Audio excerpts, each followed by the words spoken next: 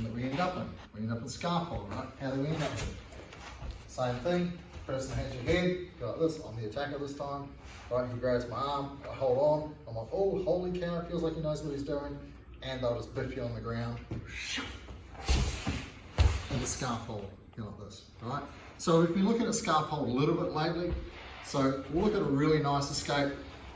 If you get a really big person on top of you, and my training partner from day one was like 130 kilos, I started at like 96 and then I went down to like 80. So I had to try and figure out how to move this, felt like an ever increasing mass on top of me. No, he's too busy doing yoga. Right?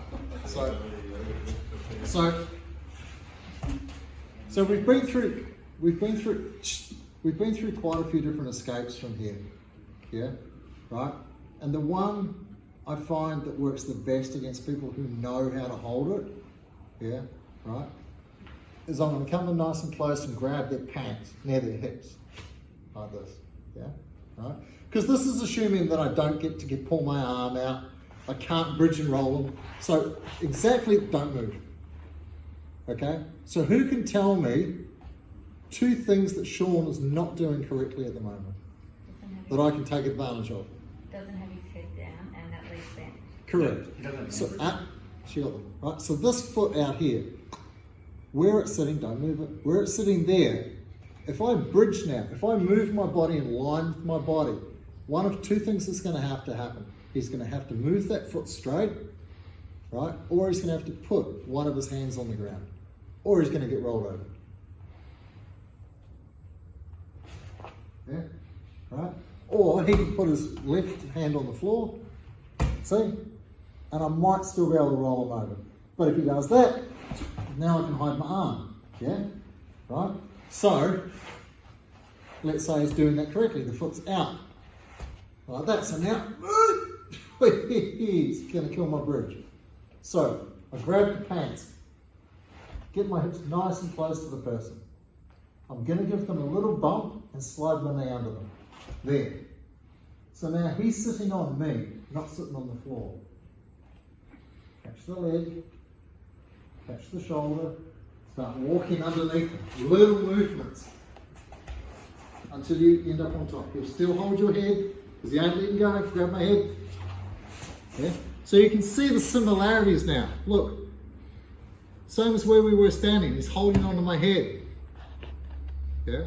Right? The position hasn't changed from there. He was holding my head, threw me to the ground, I rolled him over, he's still holding onto my head. Because people are head hunters. Once they get your head, yeah, they're like a lion or a cheetah or something. Whoa! That's it. Head, nothing else. Just the head, just the neck, just the head, just the neck. And they do not let go. Because it's all they got. They go, I don't know, I was going to hit him, but like this is more secure. Yeah? Right? So this escape is really, really, really cool. Yeah? Right? And it worked against Matt. It was another Matt. I'm sorry. Right? Okay? So, I'm under here.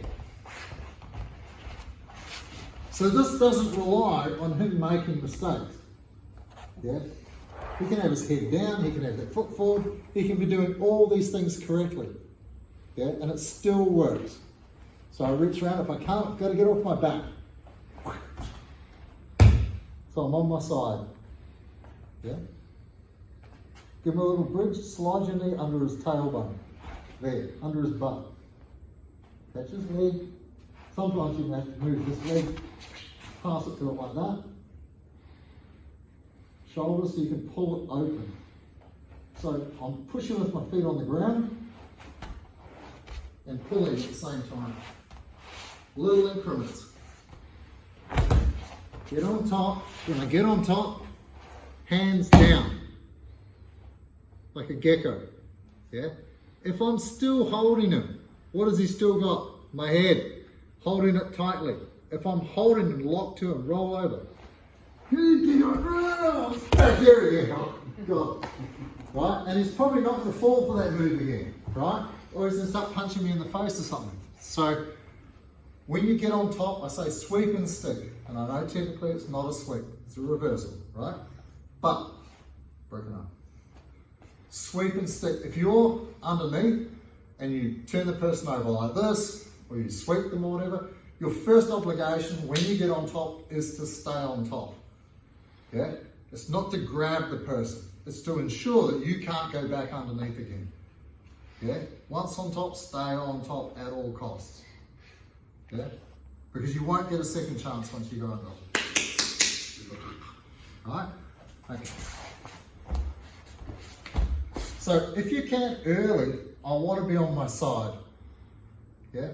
Now, to get on my side, even that, like the other day we were talking about how we roll through our knees or how we can step underneath our other leg. So simple movements can be done a couple of different ways, and one is always more efficient than the other. So I can try and pull the shoulder under myself to get onto my side, or to try and, you know, because when I'm flat, he's got a nice surface here of squishing me. So I can try and pull my bottom shoulder underneath, but he's holding onto my arm. Remember, this escape is for people who know what they're doing, who are good at holding the position. Yeah? Not people that you just rip their arm out or frame or throw your leg over the head, all the other different escapes. Need the other person to make mistakes, and we're capitalising on those different mistakes. This one, the person's doing everything pretty well. There's no obvious mistakes. So I'm not going to be able to pull my right shoulder under me. So what I'm going to do is I'm going to use my foot and I'm going to use my shoulder to push him forwards.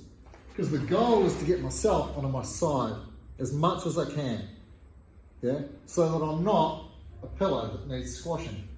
Yeah? So my foot that's behind, yeah, to get on my side, if you're feeling a lot of pressure on your chest, I have to use my back foot to use this shoulder to push him forwards. Yeah? Not try and pull your arm out, because he's holding on to it for dear life. Yeah? So think about pushing him forward. So in jiu-jitsu a lot of the time, especially as beginners, someone's holding your arm or putting pressure on your shoulder or something, and your attention's on that, and you're thinking, how do I get that thing back? Yeah? What you need to do is go, what is left over that I can use? Not what is he controlling, but what do I have available? He's not holding your whole body, he's holding some of it. So you have to use the rest of your body to fight to get those other parts back. Yeah? So when I'm on my side, he grabs my head.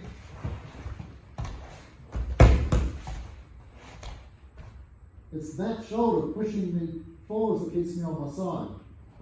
Yeah? It's not pulling my shoulder under. So I use, even when I swing my legs in, watch that shoulder. There. Right, now I'm on my side. Now I can grab his pants. Slide my knees under, catch, catch, walk under him. He'll keep his hands joined together. So when you arrive on top, palms down. He's going to try and roll you over. Nope, not going.